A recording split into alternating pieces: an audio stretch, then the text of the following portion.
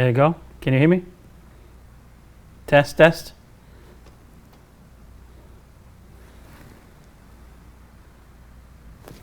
You good? Can you hear me?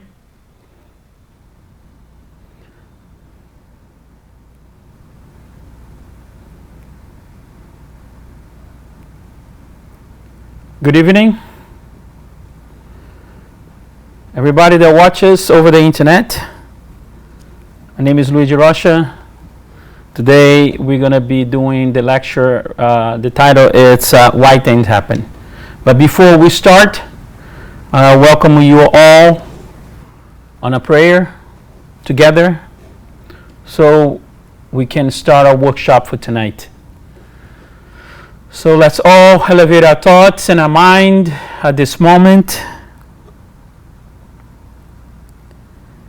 Being grateful for the opportunity that's given to us to pass along the teachings of a master, to be able to receive his teachings. We ask on this night for all their effect, for all their suffering in our planet. We are here tonight to continue the work of our center, to continue the work of spreading the word of Spiritism along with the word of the gospel of our Master Jesus Christ. So in the name of God, in the name of our Master, in the name of the mentors of this center, we ask permission to start our work for tonight. So be it. Good evening. Tonight, the title is Why Things Happen. And when bad things happen, we ask why. And when things like this happen, we start asking ourselves and reflecting in our choices. And our choices are always based in our belief system. If our belief system is based in materialism, our choices is going to be related to that. It's going to pull us to that corner. Now, if our belief system is a spirituality, our choices must be pulled in the corner of spirituality. Some people are so connected, they are so on an autopilot that they forget to stop and think sometimes those questions. Everything they do is already automatically pre-programmed. I always done this way. I always did it this way, and I'm going to continue to do it. So in the times like this right now, it is natural that we ask this question. We got to get out of the autopilot and start asking ourselves, what's going on, what's happening, and why it's happening. But the fundamental question that we need to ask is, do we live our lives thinking about ourselves and our loved ones only? Or do we live our lives concerned about the whole, concerned about the community, the planet?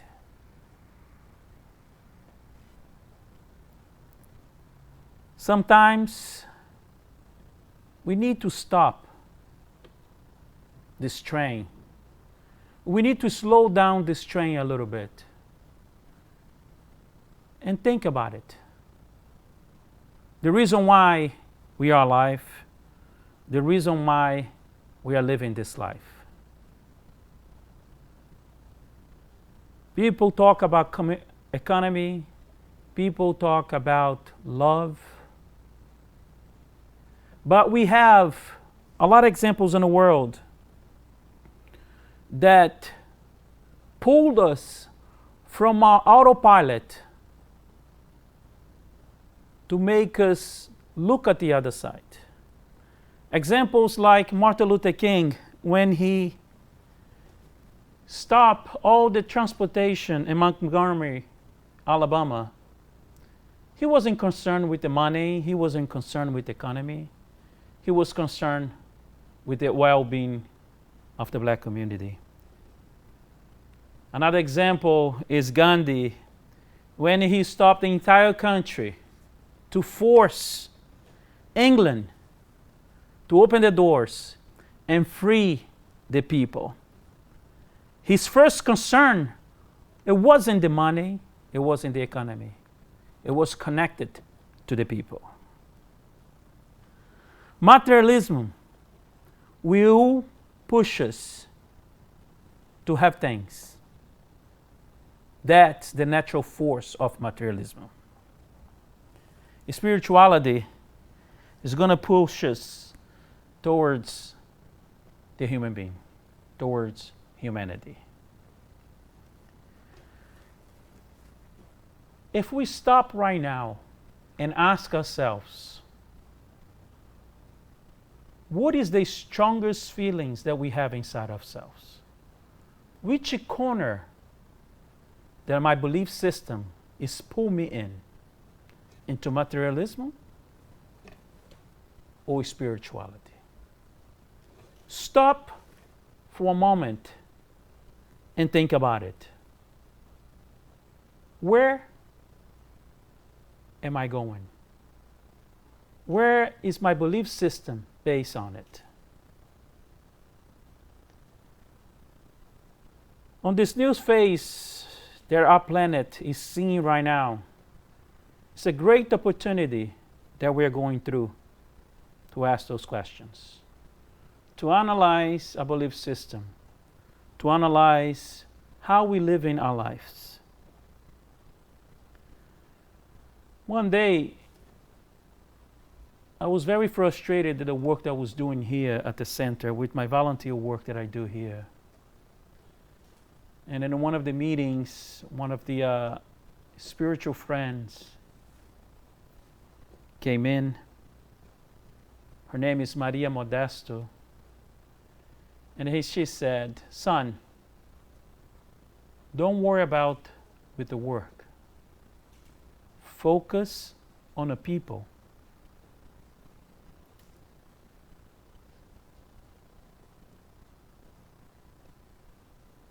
We can never become cold enough not to care for the people. So after those words, I stopped thinking about the doing it, the work. And I started focusing more on the well-being of the people there around me and the people that I can help or the people that I can receive the help from. That made me think. That brings us back the passage of Jesus Christ when he said, "Where is your treasure? Where is your treasure?" Remember that passage? Where is your treasure is, your heart also will be there. So I ask, where is our treasure? Our heart will determine our priorities, will determine how our choices are made and which road we're going to take.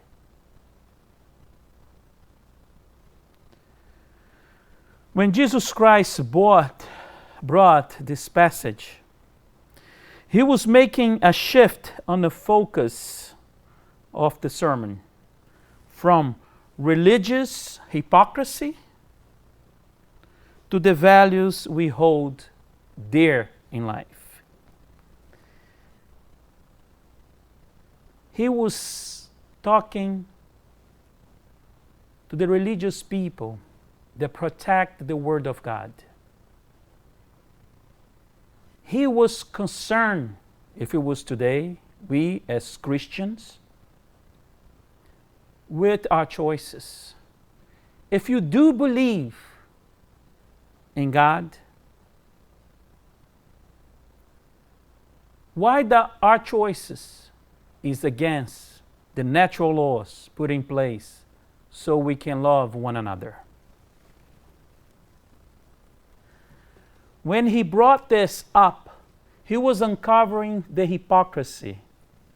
And we see today, we see thousands and millions of Christians open their mouths and say, I am Christian. I believe in God, and I believe in Jesus. I believe in this, and I believe in that. But their choices, their examples tell otherwise. I don't understand well enough about economy, but I do study a lot the natural laws. I do study a lot the gospel. I do study a lot what Jesus Christ brought us, the light that illuminates our path today, so we can make better of our choices. And I never seen in the gospel Jesus defending things that are related to materialism. He was always defending love.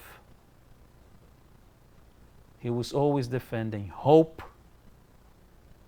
He was always defending everything that is pure in humanity.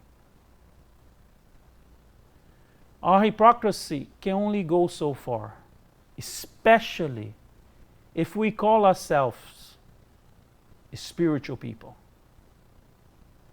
What is to be a spiritual person? Today we have models that people follow in the internet, on the TV. Oh, that person is so spiritual. Why is she spiritual? Because she doesn't eat meat? Because she's a vegan?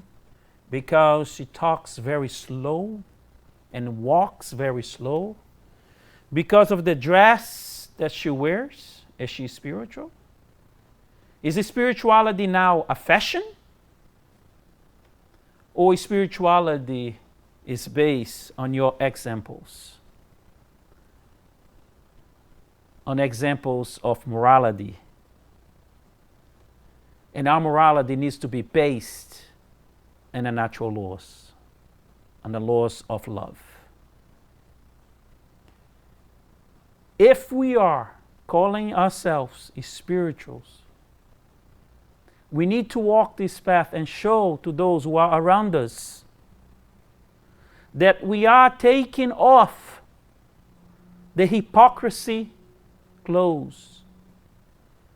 And we are trying to change ourselves spiritually, putting our concerns on a human being, putting our concerns on our neighbor, putting our concerns and our change as spiritual. Nothing else can tell us, can weight our spirituality. The only thing that can show spirituality is how we present ourselves in this world through the choice that we make. It is hard, it is, because we are so used to other things. We are so used to of materialism.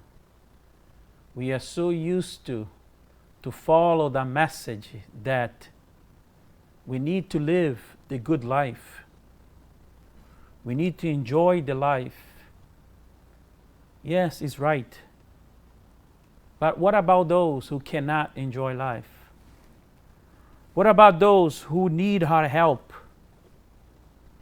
What about those who are starving? They have no place to live, no place to sleep. How can we live with ourselves, not concerning with the suffering of others.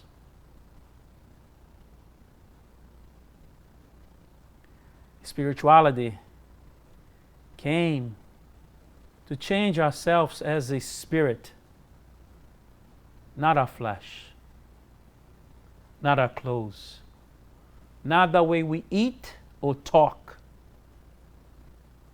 but the way we give our example. Today, the big question lies ahead of us. Why this thing happens? This thing happens to bring us together as humanity, to show how fragile materialism is, and their foundation has none, because anything can shake the belief system. Things happen because our choices as humanity together is put us on a path not so good. We're not here to walk this path alone. We are not here to finish this race by ourselves or with few loved ones alongside of us. This race needs to be finished with all on a finish line. No one can stay behind. Because our mission on this planet is to help one another, is to connect with one another. It will be sacrifices, of course. We're going to have to change the way we live and the way we believe, so we can accommodate the weak, the poor, so we can take the others that are in misery right now. It will be sacrifice. And we need to be willing to sacrifice the basket full of bread that we have to share with those who do not have.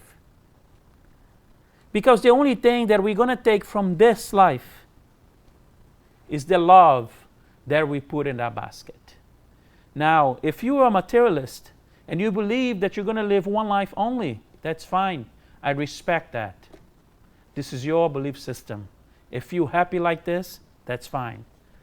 But the speech for tonight is for those who are so-called spiritual, those who want to change, those who study spirituality, spiritism, Christianism, those who say, I love, I want to love, I want to learn how to love.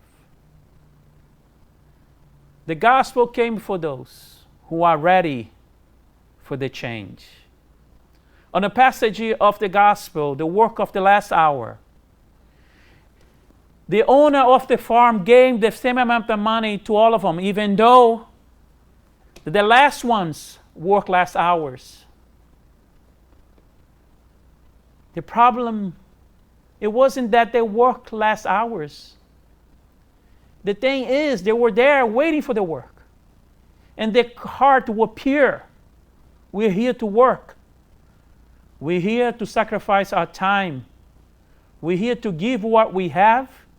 And if we don't have what to give, we're going to be with those who are in suffering. We need to take those teachings deep. We need to start applying that. Because our house, our planet, is now calling us to revise our belief system, to take us out of the autopilot and started looking around.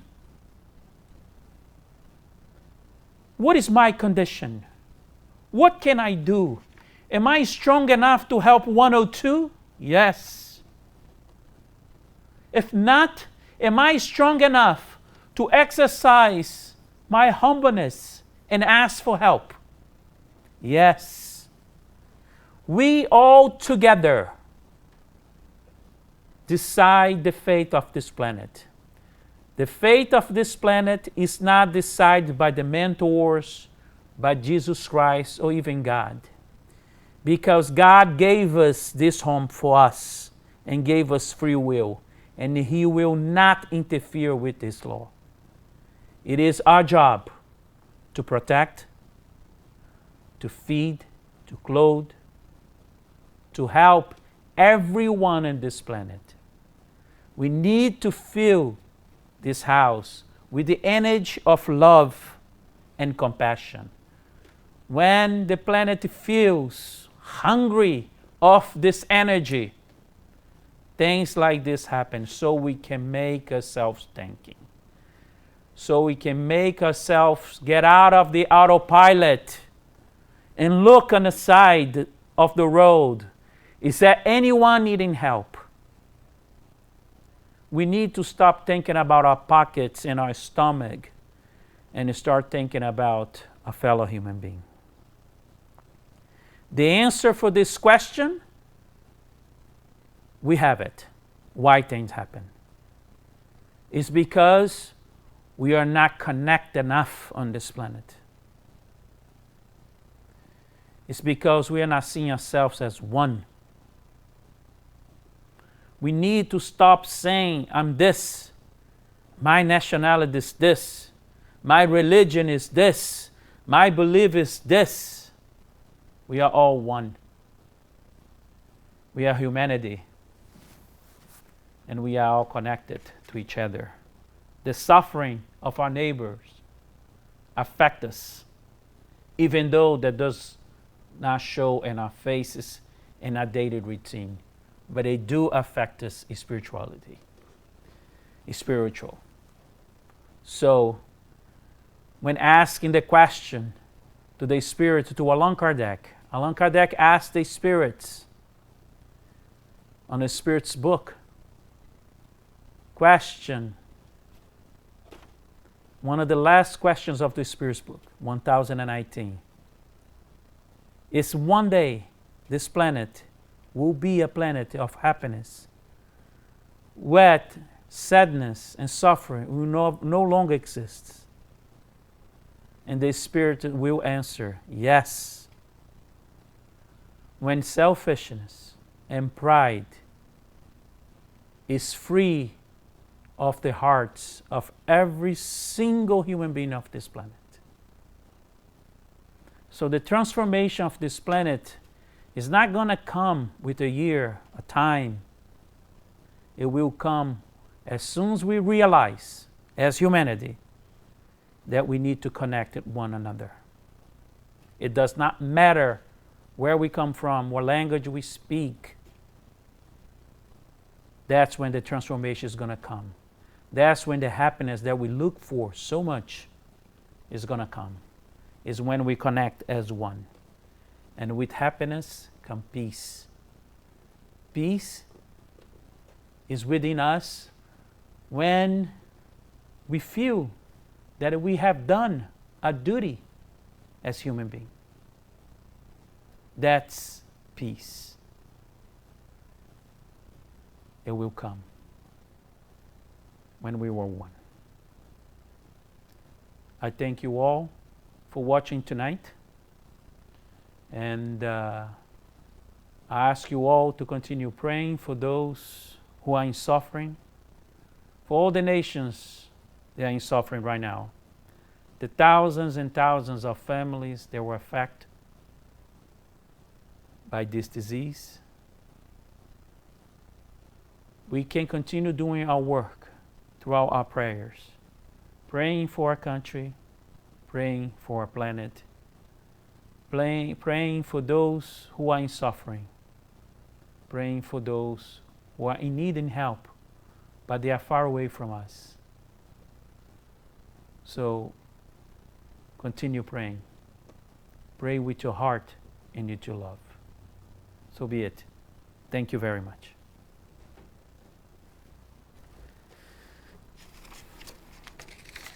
Now we're going to go with the reminders.